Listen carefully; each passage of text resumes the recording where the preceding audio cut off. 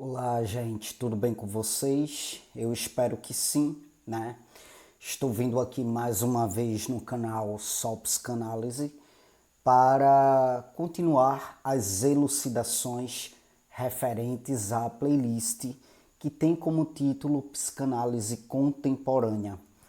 Os vídeos de contextualização desse vídeo aqui estarão aqui na plataforma do YouTube no comentário em destaque, tá bom? Os links dos vídeos que contextualizam este aqui você vai encontrar aí no comentário em destaque, certo? Pois bem, eu vou começar a conversar aqui com vocês sobre um caso de destransição de gênero, né? Ou seja, um caso de arrependimento da transição de gênero. E, inclusive, eu sou muito indagado com relação a isso, né?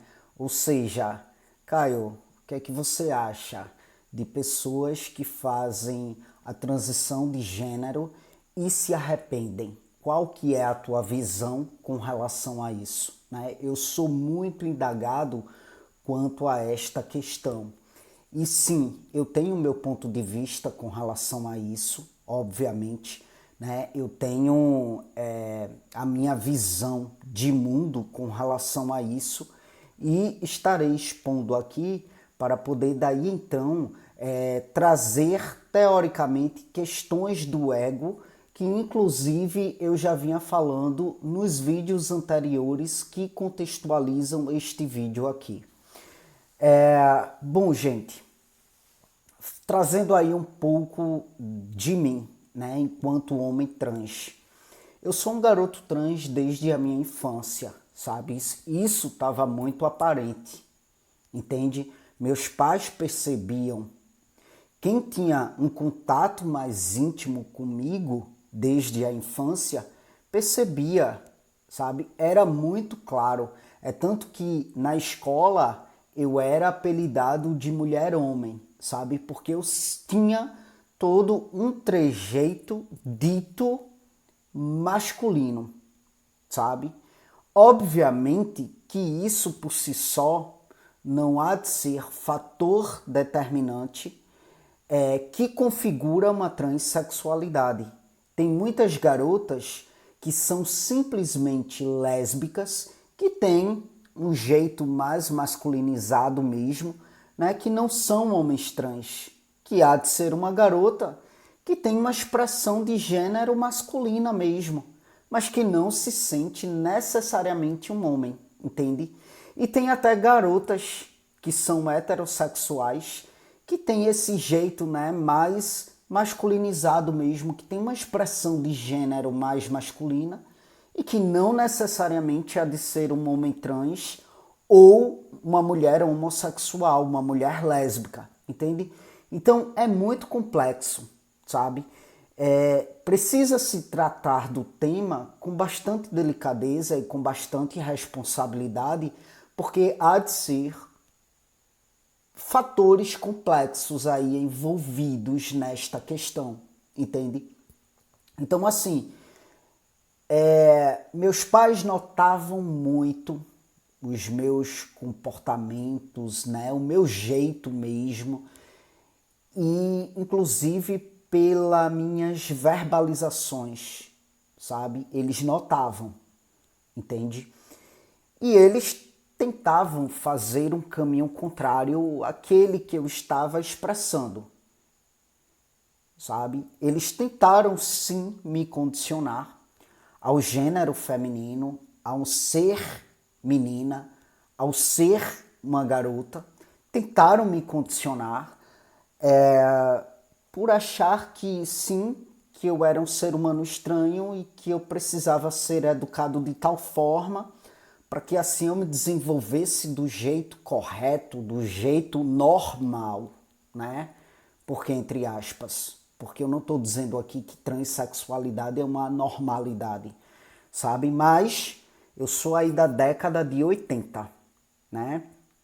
Então, havia um padrão bem sedimentado na sociedade, na minha época, onde tudo que desviava deste padrão, sim, era visto como anormal, entende? Então, assim, meus pais tentavam, sabe? Tentaram de todo custo, a todo custo, condicionar o meu comportamento, o meu pensamento, as minhas expressões, né? Desde muito pequenininho, eu tinha uma aversão gritante por roupas femininas, roupas ditas femininas, né? Ou seja, eu tinha uma aversão gritante por vestido, por saia, sabe? Prender o cabelo. E meus pais, percebendo essa aversão, aí era que tentavam me condicionar a esses tipos de peripécias, né? Colocavam em mim vestido, colocavam em mim saia, né? Prendiam meu cabelo, enfim, para ir para a escola e tudo mais. E tudo isso era muito angustiante para mim. A escola, né? Ali na infância, fora muito angustiante para mim. Inclusive porque eu estudei em uma escola, minha primeira escola, a farda era saia, uma sainha de preguinha ali, né? E o meu irmão ia de short, com um short que tinha uma lista branca, né, grossa assim, dos dois lados e tal, um short de pano bem confortável, ou então uma bermudinha da cor da farda, cheia de preguinhas, assim, bem bonitinha e tal. E eu queria ir como meu irmão estava indo, né? Eu queria me vestir como os garotos se vestiam. Eu não queria colocar saia, sabe? Mas, bom, me viam como uma menina, me tratavam como uma menina e a minha farda era aquela. E pode parecer besteira, mas aquilo feria demais a minha existência, a ponto de, inclusive, eu não querer ir para a escola, a ponto de espernear para não ficar na escola, né? Minha mãe já chegou até me levar para a escola e trazer de volta para casa, porque de fato eu entrei em pânico, eu entrei em crise de me jogar no chão, de chorar, de espernear, porque eu não queria aquilo para mim, eu não queria aquela vivência. Era muito angustiante. Na hora do recreio eu queria brincar com os meninos, eu queria correr com os meninos, eu queria brincar de bola com os meninos. E o tempo todo minhas professoras ali, né, tentavam me condicionar também a brincar com as garotas, a ficar quietinho ali brincando com as garotas, de casinha, de boneca e tudo mais, e eu não queria nada daquilo, sabe? Então as minhas identificações começam de modo muito precoce mesmo, coisas que eu nem lembro que minha mãe conta, sabe? Ela conta que com 4, 5 anos de idade eu tenho uma lembrança muito vaga desse comportamento, desses movimentos, depois que ela falou isso pra mim, mas não muito clarificado. Ela conta que muitas vezes ela me pegou usando, com 5 anos de idade, a cuequinha do meu irmão, sabe? E aí ela ia lá, me pegava pelo bracinho, mostrava que a minha vestimenta era ali, a calcinha, sabe? E não cuequinha, que cuequinha é coisa de menino e tudo mais, entende? Então, assim, desde muito cedo mesmo, estava muito aparente, entende? Mas se você me pergunta se eu sou um cara frustrado, porque meus pais tentaram me condicionar o contrário daquilo que eu estava expressando, não, eu não sou. Talvez eles pudessem até me deixar livre. Como eu falei, nem reforçar, sabe? Nem desvalidar os meus movimentos, mas deixar que eu fosse me desenvolvendo ali com naturalidade, vestindo a roupa que eu queria vestir, deixando eu brincar com aquilo que eu gostaria de brincar. Por quê? Porque isso não é determinante, sabe? Para formar uma transexualidade ou uma homossexualidade. Por quê? Porque não é determinante. Porque assim, se fosse determinante, eu não seria hoje um homem trans. Por quê? Porque justamente porque eles me condicionaram o tempo todo na infância, né? Então, se aquilo fosse determinante, esse condicionamento fosse determinante para a minha condição humana, então eu teria assimilado aquilo, sabe? E não estaria hoje na condição de um homem trans. Por quê? Porque eles reforçavam o tempo todo que eu era uma menina. né? Eles colocavam em mim o tempo todo vestimentas que era do feminino, né? Que eram vestimentas ditas femininas, sabe? Brincadeiras ditas femininas. Eu era o tempo todo condicionado a isso. Então eu vivi isso. Eu vivi tudo aquilo que era direcionado para as meninas ali na minha infância. Então, se isso fosse fator determinante, né, para construir um homem e uma mulher, hoje eu seria uma mulher. Justamente porque a minha infância toda eu fui condicionado a ser uma menina, entende? Então, assim, eu penso que talvez eles poderiam, sei lá, ter deixado que eu me desenvolvesse, né? Fosse me construindo de modo natural, nem condicionasse, mas também nem reforçasse aquilo que eu estava expressando, mas também não desvalidasse, deixasse simplesmente eu viver, entende? Só assim eu não teria sofrido tanto na infância, me angustiado tanto, só assim eu não teria sido tão sintomático, sabe? Eu fui uma criança muito sintomática na infância, né? Sobretudo ali no contexto escolar. Era desesperador para mim o contexto escolar. Talvez se eu não tivesse sofrido tantos condicionamentos, o contexto escolar teria sido mais agradável, entende? Mas eu não sou frustrado quanto a isso, por quê? Porque a visão que eu tenho com relação à transexualidade na infância é de que é preciso ter muita cautela, justamente porque a criança ela está ali em formação, ela está ali em construção, a identidade dela está se construindo, o ego dela ainda está se construindo, a personalidade ainda está se construindo. A mesma coisa na adolescência, sabe? E hoje em dia a gente tem uma variedade de informações as quais as crianças, os adolescentes estão entrando em contato de modo muito precoce. Então, eu acredito sim que muitas coisas podem confundir a cabeça de uma criança, a cabeça de um adolescente.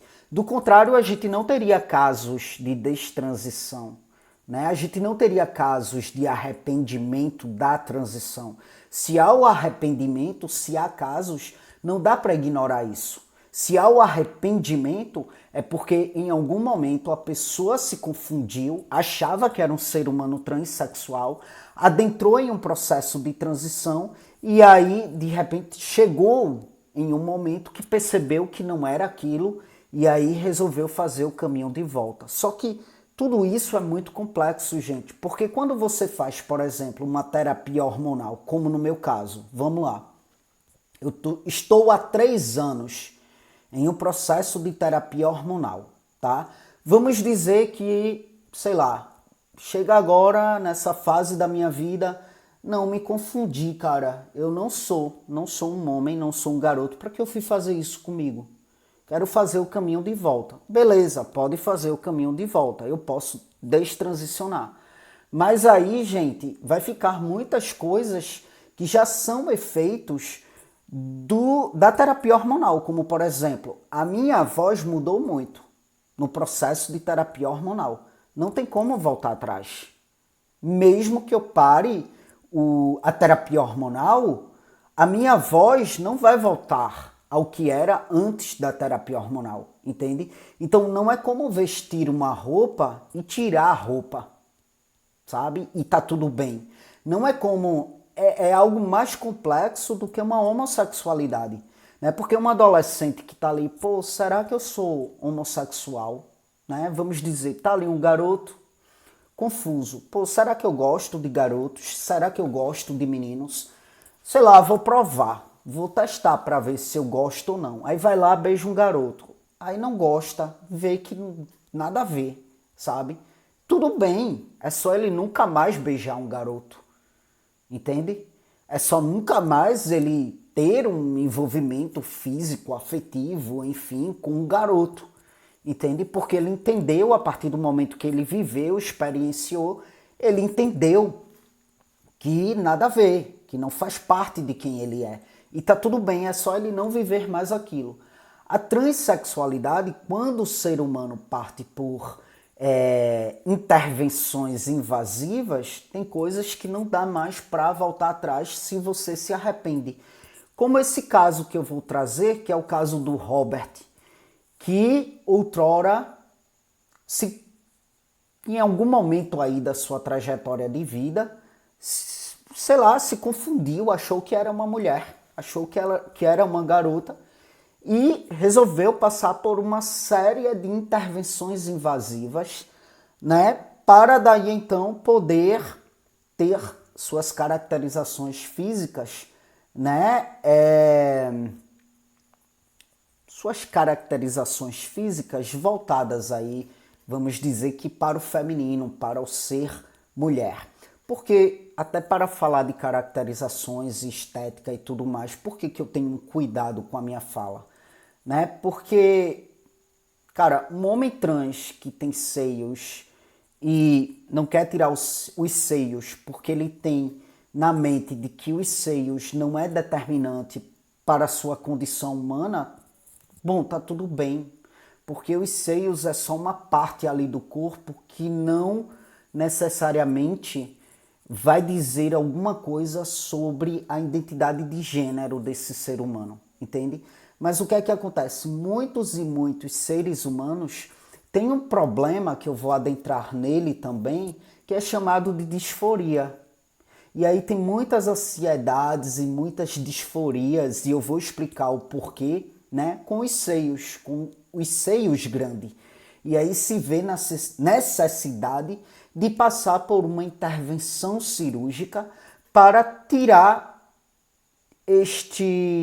esta parte do seu corpo onde o seu aparelho psíquico não reconhece como sendo, como algo que faz parte da sua vida, da sua existência, da sua vivência, né? Mas eu vou me aprofundar nessas questões também minuciosamente, tá bom, gente? E aí o que é que acontece? Robert, ele nasceu ali, né, com pênis, enfim, nasceu em um organismo que biologicamente tinha um pênis. Aí chega um momento da vida dele ali, mais ou menos 14 anos de idade, que ele começa a adentrar em processos invasivos porque ele começa a pensar, bom, eu sou uma mulher, né? E por que eu digo que ele começa a pensar que eu sou uma mulher, né? Porque eu escutei e assisti todos os depoimentos que tem na internet do Robert. E em momento algum ele diz que se sentia uma mulher. Ele começa a pensar que ele é uma mulher, sabe? E eu vou esmiuçar esse caso, entende? Mas aí o que é que acontece? Para antecipar um pouco o que eu quero dizer para vocês aqui nesse vídeo. Ele passou por uma intervenção cirúrgica onde ele retirou o pênis, né? Para daí então reverberar o órgão na vagina. E aí, com os seus 20 e poucos anos de idade, ele se arrepende de tudo. E ele faz o caminho de volta. Vou destransicionar porque eu não sou uma mulher. Eu sou de fato um homem. E aí? Vai botar o pênis de volta? Não, não vai. Né? Hoje em dia o Robert vive como um homem trans. Sabe? Ele não tem pênis. E ele fala do arrependimento de ter tirado o pênis porque ele diz que, em seus depoimentos, que gostaria de ser pai, de ter um filho com a biologia dele, com a genética dele. E isso não é mais possível. Né? Por quê? Porque ele tirou ali os testículos. E o testículo é o que de fato produz o esperma, que é o que de fato possibilita uma mulher engravidar, né? Ou melhor, um ser humano que tem ali o útero, né? Engravidar. E, no entanto, ele não tem mais essa parte do corpo que possibilitaria esse feito. E por quê? Né? Porque ele tirou. Por quê? Porque em algum momento da vida dele ele se confundiu. Pensou que era uma mulher. Né? não se implicou nas suas demandas de conflitos, não se implicou no autoconhecimento, não se implicou no interno, viveu muito para fora, para o que vem de fora, vivia superficialmente para fora. Em momento algum ele se implicou de fato na sua condição humana.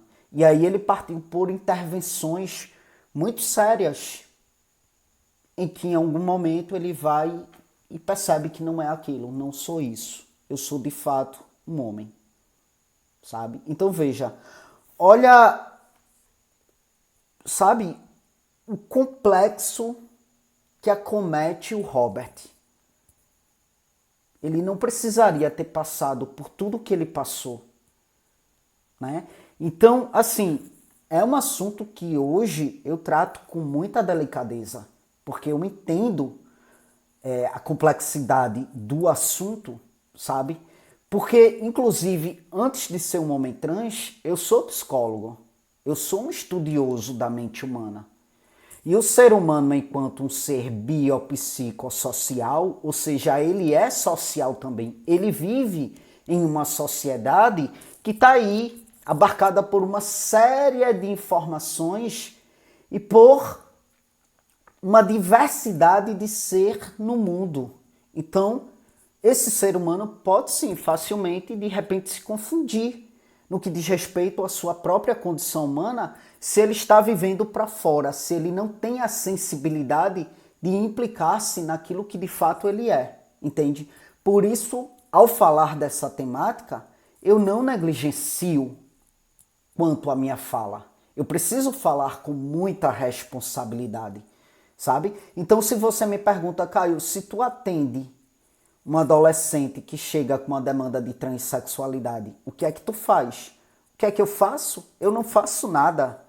Eu não vou validar esse adolescente nem desvalidar. Eu vou deixar que ele se desenvolva. Eu vou ser ali um aporte para ele se implicar nas suas questões internas, para que cada vez mais, ao se desenvolver enquanto ser humano, ele possa se desenvolver implicado de modo muito significativo naquilo que ele de fato é, para que ele não esteja de repente aí confuso quanto à sua condição humana e de repente para que ele não venha tomar uma decisão como o Robert, que tomou essa decisão com 14 anos de idade, né? Tomar a decisão de partir para um processo invasivo, como a terapia hormonal, e de repente, sei lá, com 20 e poucos anos, na fase adulta, quando está ali, né, com uma formação mais acentuada da personalidade do ego, de repente descobrir, não é isso, né? E aí, e agora? Beleza, vamos fazer o caminho de volta, mas é tudo muito sofrido, sabe? É tudo muito sofrido, inclusive pelo que eu estou dizendo. O caminho de volta não vai levar esse ser humano a ser, caracteristicamente falando, a ter as características de modo fiel àquele momento ali antes da terapia hormonal, entende? Bom, gente, é isso. Próximo vídeo eu continuo esmiuçando essa temática, tá bom? Inclusive eu vou trazer, tá, a história de Robert de modo muito minucioso, de modo muito delicado. Estarei destrinchando aqui para vocês para linkar ao que eu venho falando sobre as questões do ego. É isso, gente. Bom, aqui no comentário em destaque você vai encontrar, além dos vídeos, né, que contextualiza esse vídeo aqui, você vai encontrar informações adicionais, como o meio de contato comigo, caso você queira adentrar em um processo psicoterápico. Eu atuo como psicólogo clínico, estou no momento pós-graduando em neuropsicologia, atendo a partir de uma abordagem psicanalítica. Então, se você tem um interesse pelo processo, me procura pelo WhatsApp que eu te passo todas as informações referente à psicoterapia, ao processo de psicoterapia, tá bom? Que é 100% online. Para além disso, eu atuo também como supervisor de casos, tá? Profissionais que atendem a partir de uma abordagem psicanalítica e que deseja ter um supervisor para estudar os casos, né? E enfim, eu também demando desse tipo de serviço e você pode saber mais informações a partir do momento em que você entrar em contato comigo por meio do meu WhatsApp. Para além disso, você encontra aí o meu curso de psicanálise lacaniana. Adentra no link que você vai tomar conhecimento minucioso sobre as peculiaridades do curso, tá? E é isso, gente. Muito obrigado mais uma vez pela atenção de vocês e até as próximas gravações.